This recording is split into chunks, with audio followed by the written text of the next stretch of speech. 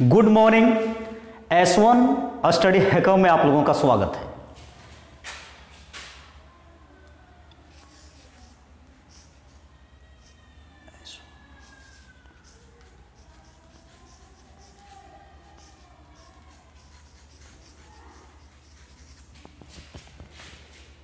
आज हम कवर करेंगे रीजनिंग में कुछ चैप्टर्स।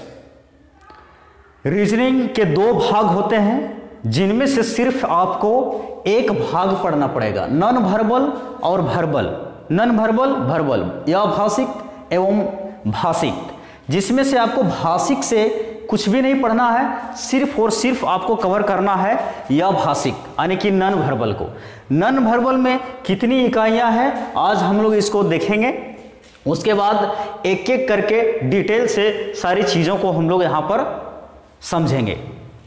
सबसे पहले या भाषिक नॉन वर्बल में आपको सबसे पहला चैप्टर आएगा वर्गीकरण, जिसे हम लोग इंग्लिश में क्लासिफिकेशंस कहते हैं। सेकेंड नंबर समान आकृति की खोज, फिगर एंड मैचिंग, आपको फिगर मैच करवाना होता है। थर्ड नंबर में आकृति पूरा करना, पैटर्न कंप्लीशन। फोर्थ नंबर में श्रृंखला या श्रेणीक्रम, फिगर सीरीज कंप्लीशन। सम संबंध या सादृश्यता, जिसे हम एनालॉजी कहते हैं।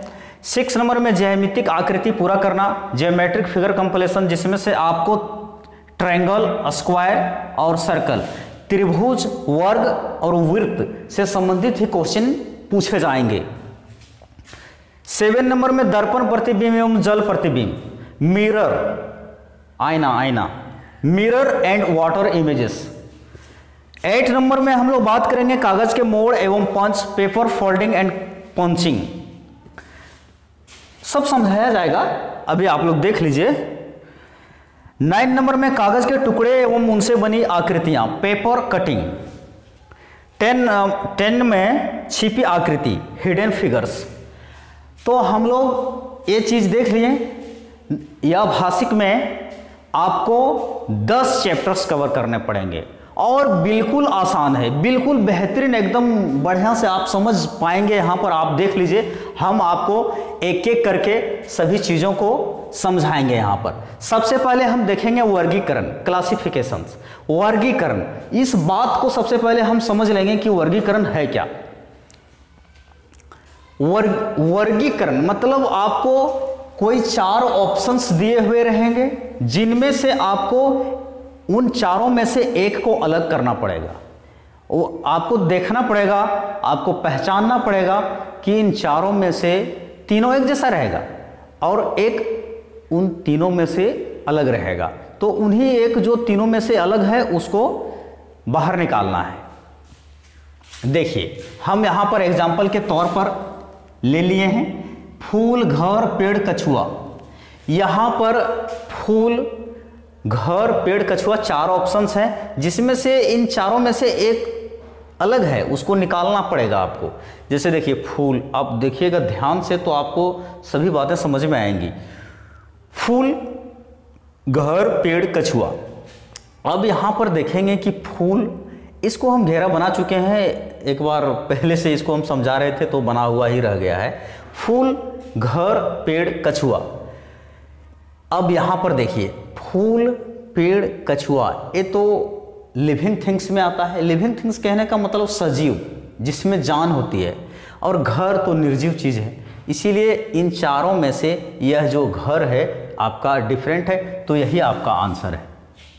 बिल्कुल आसान है, आप समझ पा रहे हैं।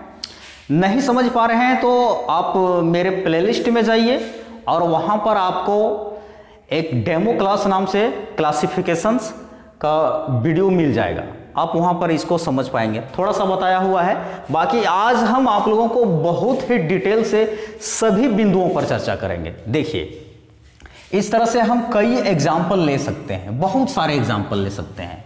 सपोज दैट हम ले लिए चौक, पेन, कॉपी, और एक हम ले लेते हैं शर्ट ही ले लेते हैं। ये मेरा देखिए शर्ट है। अब ये चौक, पेन, कॉपी और शर्ट, अब बताइए कि इन चारों में से एक अलग कौन सा है। आप समझ पा रहे हैं? चौक, ये भी पढ़ाई के काम में आता है, पेन ये भी पढ़ाई के काम में आता है, कॉपी ये भी पढ़ाई के काम में आता है, जबकि शर्ट ये तो पहनने के काम में आता है। तो इस तरह से हम देखेंगे कि तीनों एक जैसा रहेगा और उन चारों में से एक जो होगा वह अलग होगा। तो जो अलग है उसे आपको निकालना पड़ेगा। यही आपका आंसर होगा। है ना आसान? बिल्कुल आसान है। मान लीजिए हम बहुत सारे एग्जाम्पल ले लेते हैं कि जैसे हम ले लिए, अब ऐसा नहीं है कि सजीव निर्जीव ऐसा करके आपको अलग एक पैटर्न नहीं है, इसके कई पैटर्न्स हो सकते हैं, बहुत सारे पैटर्न हो सकते हैं, बहुत सारे दृष्टिकोण हो सकते हैं। आपको पहचानना पड़ेगा कि किस हिसाब से यह चारों में से एक डिफरेंट है, अलग है। जैसे कि हम ले लिए हाथी, शेर, चीता, भालू। हाथी, शेर, चीता, भालू। अब आप ही बताइए बच्चों कि हाथी, शेर, चीता, भालू, अब इन चारों में से एक अलग जानवर कौन सा है? सभी में तो जान है। अब जान और बेजान के हिसाब से आपको अलग नहीं करना है, आपको हिसाब लगाना है कि इन चारों जानवरों में से सिमिलरिटी तीनों में से कहाँ पर हमको देखने के लिए मिल रहा है, किन जानवरों में देखने के लिए मिल रहा है। तो आप देखिए हाथी, शेर, चीता, भालू। तो शेर हिंसक पशु है, चीता हिंसक पशु है, भालू ये भी हिंसक पशु है। मतलब ये सब शिकार करके, मतलब ये शिकारी पशु है। और हाथी जो है सो शिकारी पशु नहीं है, ये घास फूस, बिचाली वगैरह, पत्ते वगैरह खाते हैं, जबकि शेर पत्ते खा सकते हैं? बिल्कुल नहीं। तो इस हिसाब से हम चीज़ों को देख पा रहे हैं और समझ पा रहे हैं कि हमें अलग कैसे करना है। बस सिंपल फंडा है। आप एकदम बहुत बेहतरीन ढंग से आप समझ गए होंगे, मैं आशा करता हूँ। तो अगर आप लोगों की इजाज़त है तो हम नेक्स्ट पॉइंट पर चर्चा करेंगे, और नहीं तो आप कमेंट के माध्यम से आप बताइएगा कि सर हम नहीं समझ पाए, तो एक स्पेशल वीडियो फिर से हम बनाएंगे। जो भी करेंगे आप लोगों के लिए करेंगे दिल से। ओके, तो इस तरह से आप लोग चीज़ों को अलग करिएगा। वही आपका वर्गीकरण। नाम में क्या रखा है, आप नाम सुन करके हड़बड़ा जाते होंगे, वर्गीकरण ये क्या होता है, जैसे ऐसा नहीं है। एकदम बिल्कुल इसको समझ लेना है। वर्गीकरण मतलब छांटना है, हमको एक को साइड कर देना है, छांटना है। समझ पा रहे हैं? चलिए हम नेक्स्ट बिंदु की चर्चा करेंगे, यानी कि नेक्स्ट चैप्टर है, इसे हम समान आकृति की खोज, मतलब समान एक जैसा दिखने वाले आकृति की खोज करना है। सिंपल बात है, एक जैसा समान आकृति मतलब एक जैसा, जो एक जैसा दिखाई। यहां पर फिगर में देखिए, इस फिगर के जैसा इन चारों में से कौन है ना? सिंपल। यही आपको ठीक करना है। तो बच्चों आप इसको देखिए, देखिए इधर देखिए। आप इस फिगर को बढ़िया से एक बार देख लीजिए, उसके बाद इन चारों ऑप्शन में से मिला लीजिए। मिलाना ही तो है। हम लोग खेल खेल में कितनी चीज़ों को मिलाते थे, कौआ उड़ी, मैना उड़ी, बाल्टी उड़ी। देखिए बाल्टी उड़ी, जैसे हम लोग बाल्टी उड़ी कर देते हैं, वहाँ डिफरेंट बोल दिया, वो चोर पकड़ा गया, है ना? तो इस तरह से हम चीज़ों को समझते हैं। अब जब हम देख लेंगे यहाँ पर इस फिगर को, अब हम आपसे कह रहे हैं कि ऐसा ही फिगर यहाँ पर ढूंढना है। देखिए इसमें है, नहीं है। इसकी आंखें तो इधर साइड में, यहाँ पर देखिए आंखों को भी मिलाना है। ये देखिए ये साइड में इधर देख रहा है, तो यहाँ पर हम देखेंगे। बाकी तो सब कान वगैरह सबका सब मिल रहा है। ये आँख मिलाएंगे, ये भी आँख को मिलाते हैं। चलिए देखिए ये आँख तो एक साइड इधर, ये तो भेंगी आँखें हैं, भेंगी आँखें समझ रहे हैं ना? हाँ, तो ये तो बिल्कुल नहीं होगा, इसे हम कट कर देते हैं। ये संभावना है, क्योंकि ये भी साइड देख रहा है, ये भी साइड देख रहा है, तो ये संभावना है। चलिए अभी रुक जाते हैं, टिक कनेक्ट कर दिया मैंने। अब इसमें देखिए, ये जो है ये ड्राइंग पोर्शन, मतलब एक आँख से इधर देख रहा है और एक आँख से इधर देख रहा है, जबकि यहाँ पर ऐसा नहीं है, तो ये भी गलत हो जाएगा। और ये तो देखिए ये तो सो रहा है, ये तो बिल्कुल नहीं होगा, है ना? तो ये आपका 2 नंबर का आपका आंसर हो गया। इसी तरह से आपको सैकड़ों एग्जाम्पल दिए हुए रहेंगे। कुछ यहाँ पर बना दिया जाएगा, कुछ बच्चों का चित्र बना दिया जाएगा या फूल बना दिया जाएगा। मान लीजिए कोई फूल ही यहाँ पर ड्रॉ कर दिया और यहाँ 4 ऑप्शन में फूल दे दिया। अब आपको ढूंढने के लिए कहेगा कि इस फूल के जैसा इन चारों ऑप्शंस में से चूज करना है। आपका आंसर आपके सामने। तो आप इसे समझ गए होंगे और आपको प्रैक्टिस सेट करवाएंगे, बहुत सा प्रैक्टिस सेट करवाएंगे। ये तो आपको समझाने के लिए हमने एक एक एग्जाम्पल लिए हैं, नहीं तो ये बोर्ड पूरा भर जाता, फिर समझाने में आपको काफ़ी दिक्कत होती। इसीलिए मैंने एक एक एग्जाम्पल यहाँ पर लिया है सब चैप्टर से। इस चैप्टर से मैंने एक एग्जाम्पल यहाँ पर लिया, इस चैप्टर से हम यहाँ पर एक एग्जाम्पल आप लोगों को समझाने के लिए, बाकी आप लोगों को प्रैक्टिस करवाएंगे, ऐसा बात नहीं है। चलिए हम नेक्स्ट चैप्टर की बात करेंगे, समान आकृति पूरा करना, पैटर्न कंप्लीशन। आकृति पूरा करना इस हिसाब से दिया हुआ रहेगा, एक बॉक्स रहेगा, जैसा मैं बता रहा हूं वैसा ही आपके बुक में रहेगा। अगर आप नवोदय विद्यालय की तैयारी कर रहे हैं तो आप अपने बुक में देखेंगे इस तरह से ही रहेगा। समान आकृति पूरा करना, सॉरी समान आकृति नहीं, समान आकृति तो हमने पहले बता दिया। आकृति पूरा करना, पैटर्न कंप्लीशन। देखिए यहां पर ध्यान से देखिए, इस तरह से है, यहां भी ऐसा है, यहां भी ऐसा है। अब ऐसा ही चीज यहां पर ढूंढना है। चलिए देखिए ये हो सकता है, ध्यान से देखिएगा, देखिए बीच में क्रॉस नहीं है, जबकि यहां बीच में क्रॉस है, तो ये नहीं होगा। समझ पा रहे हो ना? ढेरों सारे प्रैक्टिस आप लोगों को करवाएंगे, बहुत से उदाहरण आप लोगों के सामने हम लेकर के आएंगे, आप लोग देखते जाइए। फिर यहाँ पर देखिए, ये तो साइड में है, ये जो ड्रॉ किया हुआ बिंदु है ये तो साइड में है, इसीलिए ये भी मेरा नहीं होगा, ये संभावना है। लेकिन रुक जाते हैं, चलिए इसको देखते हैं। ये तो स्ट्रेट एकदम खींचा हुआ है, तो एकदम बिल्कुल नहीं होगा, ये हमारा आंसर है। तो समझ पा रहे हैं आप लोग? चलिए नेक्स्ट चैप्टर्स में हम लोग देखेंगे, ऐसा ही पूछा जाएगा, जैसा हम बता रहे हैं सेम वैसा ही पूछा जाएगा। श्रृंखला या श्रेणी क्रम, फिगर सीरीज कंप्लीशन। श्रृंखला या श्रेणी क्रम, देखिए श्रेणी क्रम कहने का क्या मतलब है कि एक के बाद क्रमबद्ध तरीके से आगे बढ़ते जाना या पीछे हटते जाना, ये श्रेणी क्रम है।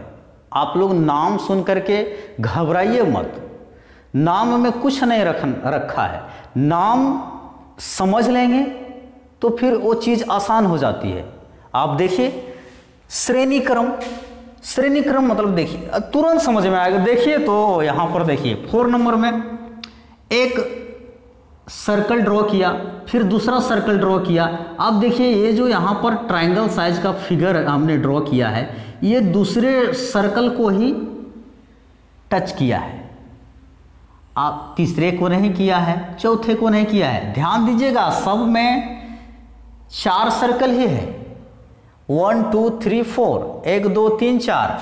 अब ये देखिए श्रेणी क्रम मतलब 2 सर्कल को टच किया, इस फिगर में 3 सर्कल को टच किया है, अब तीसरे में चौथे सर्कल को टच कर लिया है।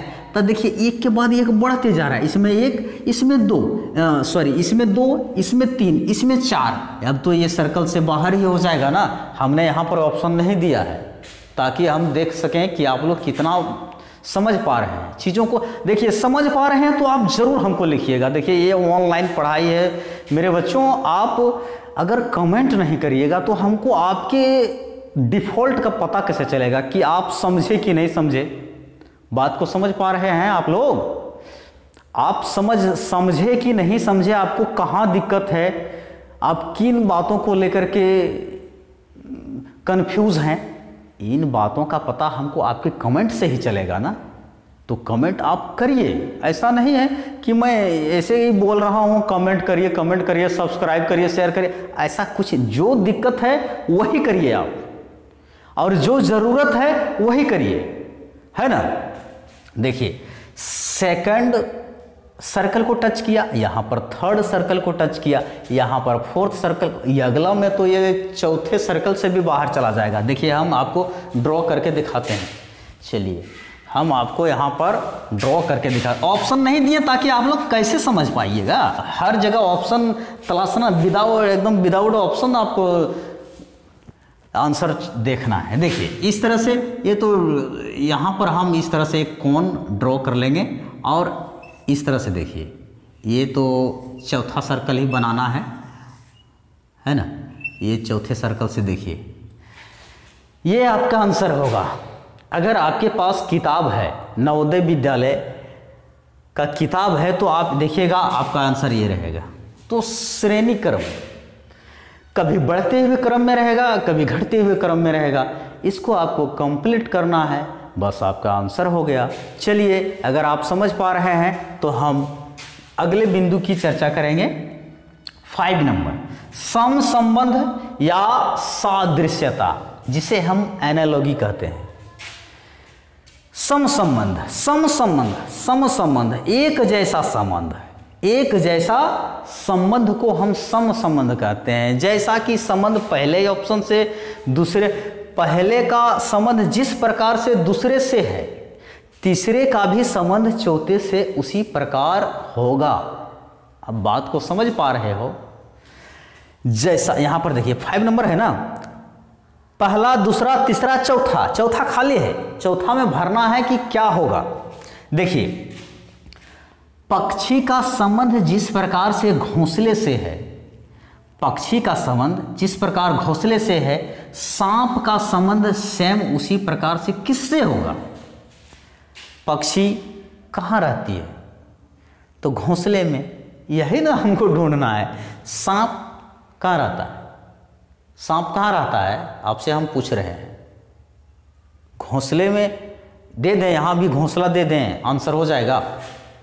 नहीं ना, नहीं होगा। सांप बिल में रहता है। ये देखिए आपका आंसर आपके सामने, सांप बिल में रहता है, तो आपका आंसर क्या होगा, बिल होगा। ये आंसर, यही पूरा करना, बिल्कुल एकदम खिलौना है, पढ़ाई फन है यार मेरे दोस्त। देखिए अब हमने दूसरा भी एग्जाम्पल लिया है। जिस प्रकार से कुआं का संबंध पानी से है, मतलब कुएं में पानी पाया जाता है, तो संग्रहालय में क्या पाया जाता है। ये मैंने थोड़ा सा आपको हार्ड दे दिया, हार्ड नहीं है, आपको लग रहा होगा। जिस प्रकार कुआं का संबंध पानी से है, संग्रहालय का संबंध क्या है। सबसे पहले तो संग्रहालय आप समझ नहीं पा रहे होंगे। जो बच्चे अभी 3, 4, 5 में होंगे, वो बच्चे तो आपको समझ में नहीं आ रहे होंगे। देखिए मैं आपको 0 से लेकर के ऊपर तक जाऊंगा, ये मेरा आपसे वादा है। देखिए लड़कों को पढ़ने में मन क्यों नहीं लगता है, आज मैं बता देना चाहता हूँ। लड़कों को पढ़ने में मन इसलिए नहीं लगता है क्योंकि उसका बेसिक कमज़ोर होता है। मन ही कैसे मन लगेगा, छोटी छोटी चीज़ें, लोअर क्लास की चीज़ें उसे भली भांति परफेक्टली आता नहीं है। इसीलिए वो ना मैथमेटिक्स में मन लगता है, ना रीजनिंग में लगता है, ना और किसी चीज़ में। देखिए जब आने लगेगा ना, तब फिर आने लगेगा, जब आने लगेगा तो फिर मज़ा आने लगेगा। यही बात है। संग्रहालय, जिसे हम इंग्लिश में म्यूजियम कहते हैं। संग्रहालय, म्यूजियम में क्या रखा जाता है। आप लोग म्यूजियम कभी गए हैं, मौका मिले तो आप लोग कभी घूमने जाएंगे तो म्यूजियम जाया करिएगा। वहाँ पर आपको दुर्लभ वस्तुएं देखने को मिलेगी। दुर्लभ वस्तुएं कहने का मतलब है कि वो चीज़ें जो विलुप्त के कगार में है, जो इस दुनिया से ख़त्म होने के कगार पर है। जैसे अभी देख लीजिए अपने आसपास में आप देख पा रहे होंगे गिद्ध की प्रजाति जो है अभी आप देख पा रहे हैं। वो प्रजाति रेड डेटा बुक में चला गया। रेड डेटा बुक क्या होता है, ये हम फिर, वो तो अलग टॉपिक है। जो चीज़ें समाप्त होने के कगार पर होती है उसे रेड डेटा बुक में रखा जाता है ना। तो हम यहाँ पर बात कर रहे थे संग्रहालय। संग्रहालय, यहाँ पर आंसर क्या होगा, क्या लिखिएगा, वैसी चीज़ें जो विलुप्त होती जा रही है। इतना लंबा आंसर होगा नहीं, आप यहाँ पर लिखिए दुर्लभ वस्तुएं। देखिए यहाँ पर आप लिखेंगे दुर्लभ वस्तुएं,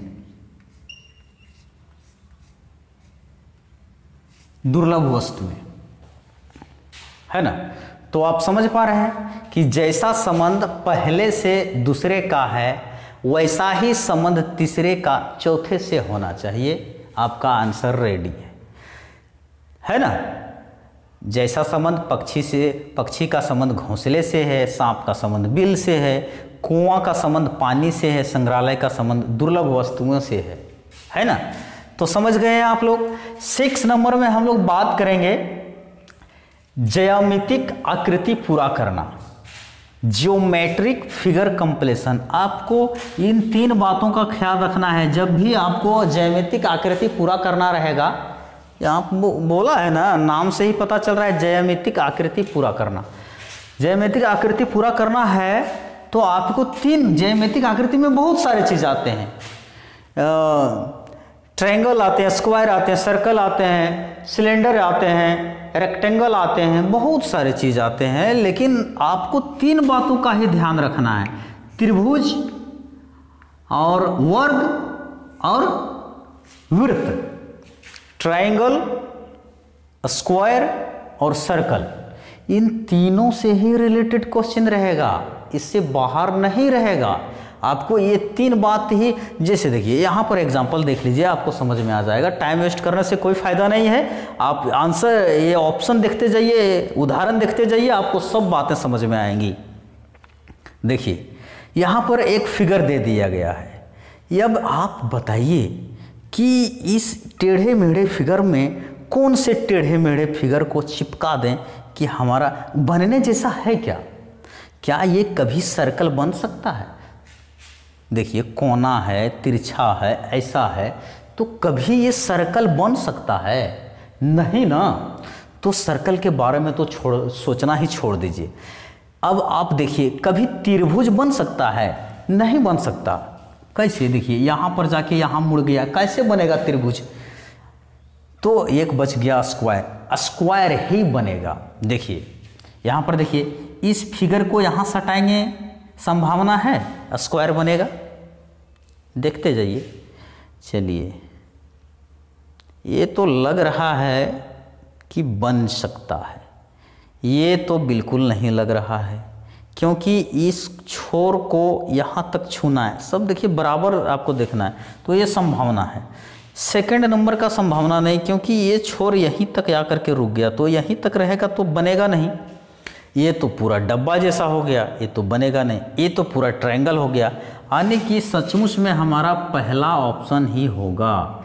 ये तीनों नहीं होगा। ये इसको सटा दीजिए। देखिए इसको ऐसे पकड़ के लाइए, ऐसे बैठा दीजिए, ऐसे पकड़ के लाइए, ऐसे बैठा दीजिए। ये आपका, ये जो है आपका कंप्लीट स्क्वायर बन जाएगा। आप समझ पा रहे हो? समझ पा रहे हो तो एस जरूर लिखिएगा आप लोग। चलिए, मैं उतना फोर्स नहीं करता, कमेंट करिए, सब्सक्राइब करिए, आपको अच्छा लगेगा तो आप करिएगा ही। चलिए, हम बात कर रहे थे ज्योमेट्रिक फिगर कंप्लीशन के बारे में, जो कि हमने यहाँ पर आपको स्क्वायर के बारे में बता चुका है। हम बात करेंगे ट्रायंगल के बारे में। तो ट्रायंगल, यह एक मेरा ट्रायंगल है, त्रिभुज। यहाँ प्रश्न आकृति बॉक्स में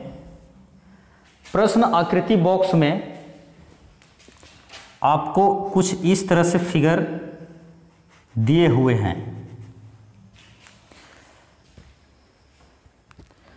और आपको इन प्रश्न आकृति में, इसको हम पहले एक बार बता रहे थे, वीडियो लाइट चली जाने की वजह से वीडियो बार बार पॉज हो जा रही है। चलिए, कोई बात नहीं है। यह हमारा प्रश्न आकृति बॉक्स है और यह हमारी जो है उत्तर आकृति बॉक्स है।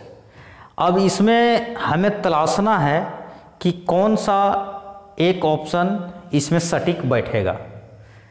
हमें बनाना है त्रिभुज, क्योंकि ये स्क्वायर तो बन नहीं सकता, सर्कल तो बन नहीं सकता, तो ट्रायंगल ही बनेगा, त्रिभुज ही बनेगा।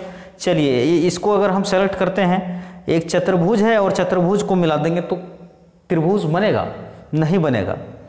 अगला देखते हैं, ये संभावना है, बिल्कुल संभावना है। यदि हम इसको ऐसे देखें, इस तरह से अगर हम इसको मिला दें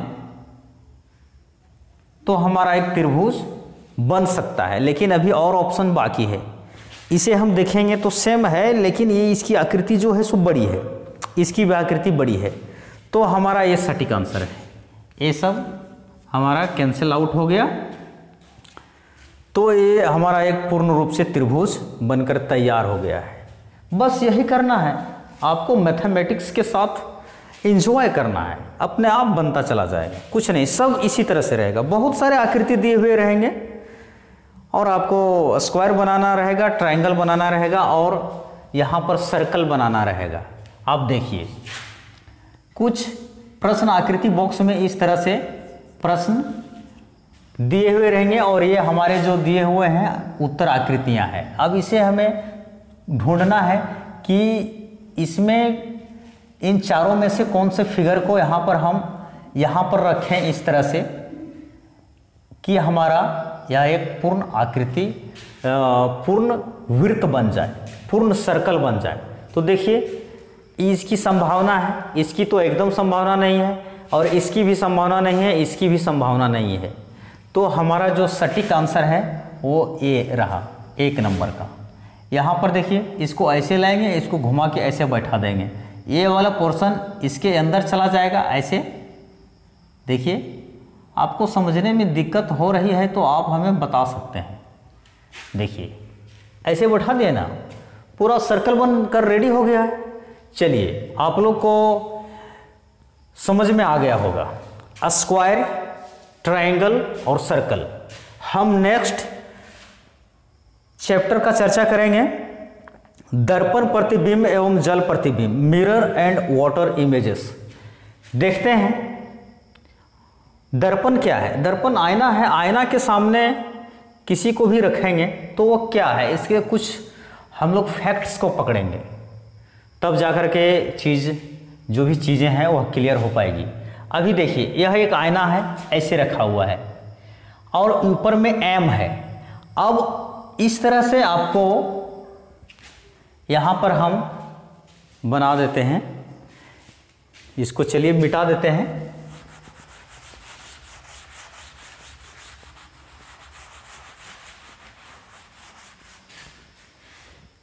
यहाँ पर इस तरह से बॉक्स रहेंगे, 4 बॉक्स रहेंगे।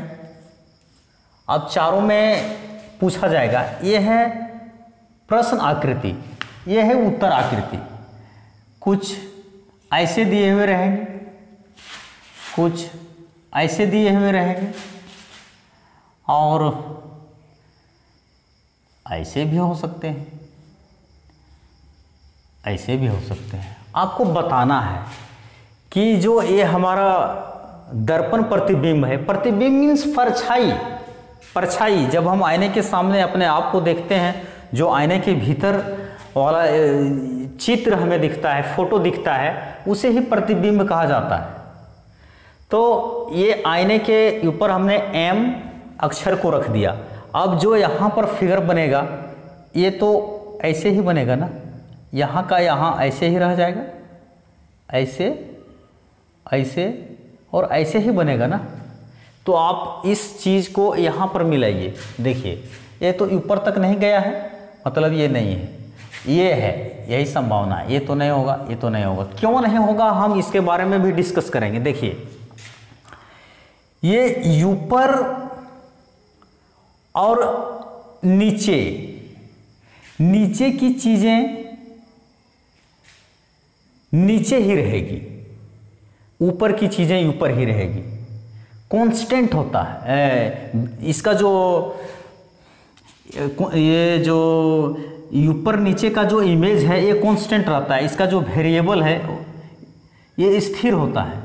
देखिए, ये नीचे है तो ये भी वैसा ही रहेगा, नीचे ही रहेगा, ऊपर नीचे स्थिर। लेकिन अगर दाएं बाएं की बात किया जाए, अगर इस तरह से, जैसे देखिए ये 5 है, ये 5 है, आप लोग पहचान रहे हैं, तो इसका फिगर कैसे बनेगा बताइए आप लोग, कैसे बनेगा इसका फिगर? इसका फिगर देखिए, यहाँ का अभी हम ऐसे खड़े होकर के, सीधे खड़े होकर के देख सकते हैं कि बायां भाग किधर है, दायां भाग कैसा है। तो ये जब भी बनेगा ऐसे बनेगा, देखिए ये ऐसा ही बनेगा। उत्तर में भी इसी तरह से आकृति दी हुई रहेगी। आप लोग इसको भली भांति देखिए, हम बॉक्स बना ही देते हैं, आप लोग बेहतरीन ढंग से केवल समझिए। जहाँ भी दिक्कत हो आप हमें बताइए। देखिए ये आकृति ऐसे भी ऑप्शन में रहेगा, कुछ ऐसे भी रहेगा और ऐसे भी हो सकता है।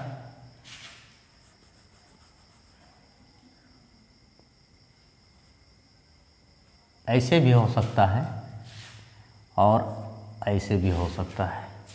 आपको बताना है कि सटीक ऑप्शन कौन सा होगा। तो आप देखिए यही वाला होगा ना, तो ये वाला कहाँ से मिल रहा है, इसमें मिल रहा है, तो ये ऑप्शन होगा, है ना।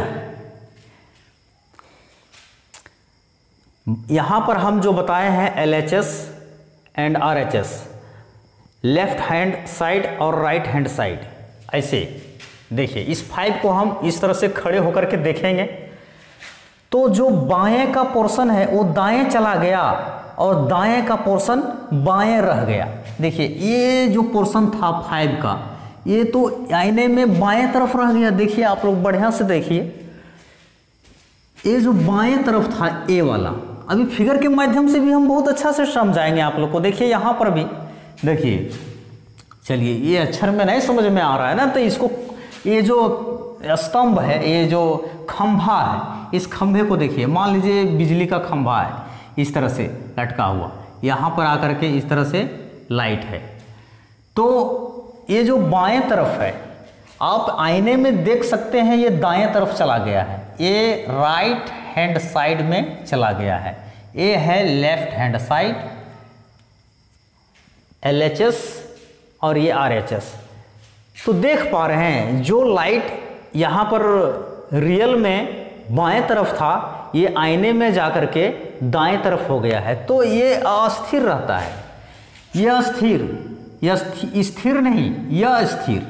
आप यहाँ पर देखिए, इस चीज़ को याद रखिएगा। आईने का अगर बात की जाए, आईने से रिलेटेड अगर क्वेश्चन पूछे जाएं, तो आप इस बात को याद रखिएगा कि जो चीज़ें रियल में बाईं तरफ होती है वह आईने में दाईं तरफ चली जाती है, और जो चीज़ें रियल में दाईं तरफ होती है आईने में उसका प्रतिबिंब दाईं तरफ दिखाई देती है। लेकिन ऊपर नीचे का जो वेरिएबल होता है वो कभी चेंज नहीं होता है। ऊपर नीचे का वेरिएबल कभी चेंज नहीं होता। नहीं तो हो सकता है या आप खड़े होकर के देख सकते हैं या आईने के सामने या जल के सामने, जल और आईना सेम उसी प्रकार से काम करता है।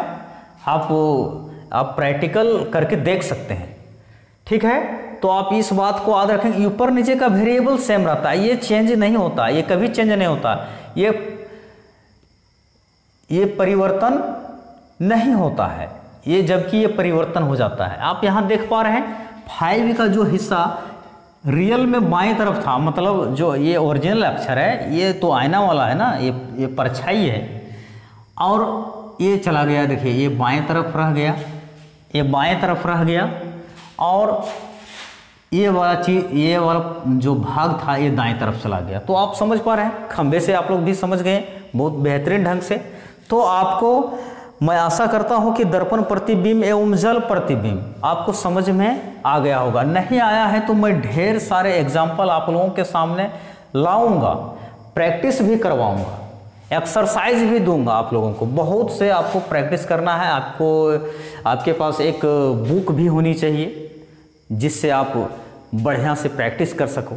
चलिए आगे हम बात करेंगे कागज के मोड़ एवं पंच। कागज के मोड़ एवं पंच 8 नंबर का एग्जाम्पल हमने यहाँ पर समझाया है। एक कागज लेंगे इस तरह से, चलिए कागज है, हाँ है कागज, एक हमने कागज लिया इस ढंग से। आप देखिए ये कागज है, स्क्वायर आकार में लेंगे, स्क्वायर आकार में लेंगे, और इसको जैसा जैसा कहा है, देखिए एक पूरा ले लिए। अब इसको यहाँ पर देखिए डॉट डॉट से है, इसका मतलब यहाँ पर आपको ऐसे मोड़ना है। देख पा रहे हैं, मोड़ना है उसको। उसके बाद इसको 4 फोल्ड कर देना है। देखिए ऐसे तो एक बार तो मोड़ दिए, अब हम जब इसको ऐसे मोड़ देंगे और यहाँ पर छेदा कर देंगे, यहाँ बीच में अगर हम छेद कर देते हैं तो आप बताइए इन चारों ऑप्शन में से कौन, अब जब हम इस कागज़ को इस तरह से खोलेंगे तो इन चारों ऑप्शन में से कौन सा ऑप्शन आपका सटीक होगा। तो आप ऐसा करके प्रैक्टिस करके देख सकते हैं। देखिए इस तरह से है, यहाँ पर आप छेद कर दीजिए, उसके बाद खोलिए, आप देखेंगे कौन सी आकृति बनेगी। तो आप वैसा करके देख सकते हैं। देखिए नवोदय विद्यालय JNVST आपसे क्या चाहती है, आपको इतनी सारी एक्टिविटीज़ क्यों करवाना चाह रही है, ताकि आपको समझ पाए, आपको जांच पाए कि आपकी एक्टिविटीज़ कैसी है, आप क्या सोचते हैं, कैसे सोचते हैं, चीज़ों को किस नज़रिए से देखते हैं, आपका दृष्टिकोण कैसा है। ये सब एग्ज़ाम लेने का मतलब ही होता है आपको जांचना। तो आप भी एक्टिव रहिए, आप खेलिए ना, मैथ से खेलिए, रीजनिंग से खेलिए, ये तो खेल है, खेल खेल में आप इसे सीख सकते हैं। बताइए, तो आप इस तरह से कागज़ लेंगे, यहाँ पर बीच में छेद करेंगे और खोल करके देखेंगे कौन सी आकृति बनेगी। तो ये आपका आंसर ये रहेगा। हम यहाँ पर छेद करने का कोई ऐसा औजार नहीं है, नहीं तो मैं छेद करके आप लोग को दिखा देता। खैर आप लोग कर लीजिएगा, छेद करिएगा तो संभवतः यही आंसर आएगा। ये तीनों कैंसिल हो जाएगा। चलिए आगे हम देखेंगे कागज़ के मोड़ एवं पंच, ये समझ में आ गया। पेपर फोल्डिंग एंड पंचिंग, ये तो समझ में आ गया। दर्पण प्रतिबिंब हमने पहले बता चुका है, कागज़ के मोड़ एवं पंच ये भी बता चुका है। और अब हम आगे चलेंगे, कागज़ के टुकड़े एवं उनसे बनी आकृतियाँ, पेपर कटिंग। देखिए 9 नंबर में एक बॉक्स रहेगा इस तरह से, और बॉक्स में कुछ इस तरह से फिगर को बिखेर दिया जाएगा, जैसे तैसे करके रख दिया जाएगा। और यहाँ पर 4 ऑप्शन रहेगा, 1 2 3 4। अब इन चारों में से आपको ढूंढना है कि अगर इसको सही मायने में अगर बढ़िया से इसको अगर हम फिट करें तो कैसी आकृति बनेगी। आप देखिए कैसी आकृति बनेगी अगर हम इसे बेहतरीन ढंग से सजा दें, एक चारों को आपस में बढ़िया से जोड़ दें, तो कौन सी आकृति बनेगी। आप देखेंगे बढ़िया से, तो देखिए गौर से देखिएगा तो किस ढंग की आकृति यहाँ पर बनी हुई है। हम उस यहाँ पर जो आकृति बनी हुई है इसी आकृति को इन चारों ऑप्शंस में से तलाश करेंगे। देखिए अगर हम गौर से देखेंगे तो ये तो हो नहीं सकता है, इसकी संभावना है, ये और ये तो बिल्कुल नहीं हो सकता है। तो कभी देखिए अगर चीज़ें अगर समझ में ना आने लगे तो आप साइड से जो आंसर गलत लग रहा है उसको पहले कैंसिल कर दीजिए, जो बचेगा वही ना आंसर होगा। देखिए आप इसको जोड़ के देख सकते हैं, आप इसको प्रैक्टिस करिए, बुक है ना आपके पास, प्रैक्टिस करिए। आप और भी एग्जाम्पल लेंगे, सर्कल से, स्क्वायर से, रेक्टेंगल से, बहुत से। यहाँ पर आप लोग को एक केवल बताने के लिए हमने ऐसा कर दिया। आंसर आपका ये 2 नंबर का होगा, आप देख सकते हैं। चलिए हम 10 नंबर की बात करेंगे। 10 नंबर में क्या है, छिपी आकृतियाँ, हिडन फिगर्स। देखिए यहाँ पर हमने ये लिख दिया, सेम ये इसी के जैसा है। 9 और 10 में कोई ज़्यादा का फर्क नहीं है। कागज़ के टुकड़े एक बॉक्स में बिखेर के रख दिया जाएगा और ऑप्शन में सटीक आपको बैठाना रहेगा। उसी तरह से यहाँ पर छिपी आकृतियाँ, कुछ फिगर यहाँ पर दे दिए जाएंगे और ऑप्शन में आपको इस तरह से उलझा करके, यहाँ पर उलझाया, यहाँ पर सटीक दिया 9 नंबर में, यहाँ पर सटीक दिया, यहाँ पर उलझा दिया है, बस थोड़ा सा हेर फेर किया है, कुछ नहीं है। चीज़ों को ढंग से देखिए, यहाँ पर सटीक दिया, यहाँ उलझा दिया। अब यहाँ पर ये को ढूंढना है, ये इसमें हो सकता है नहीं, ये तो बनने का संभावना था लेकिन यहाँ बीच में नहीं है, तो ये हमारा कैंसिल हो जाएगा। यहाँ पर देखिए इस तरह से ये बन सकता था, इधर से भी ये बन सकता था, है ना। लेकिन नहीं, ये तो बीच में क्रॉस है ही नहीं। चलिए ये हो सकता था, लेकिन यहाँ पर कोने तक नहीं आया, कोने को नहीं छुआ है, मतलब ये भी नहीं, ये जो बच गया वही आंसर है ना। तो मैं आशा करता हूँ कि जितने भी यह भाषिक में नॉन वर्बल में हमने आपको चैप्टर्स गिनाए हैं, लगभग 10 चैप्टर्स आएंगे और यही 10 चैप्टर के अंदर से ही पूछा जाएगा आपको। तो मैं आशा करता हूं कि आप चीज़ों को भली भांति समझे होंगे। आज के लिए बस इतना ही, फिर हम आपको आगे प्रोसेस लेकर के चलेंगे, अंक गणित के बारे में बताएंगे, फिर हिंदी के बारे में बताएंगे। तब तक के लिए जय हिंद।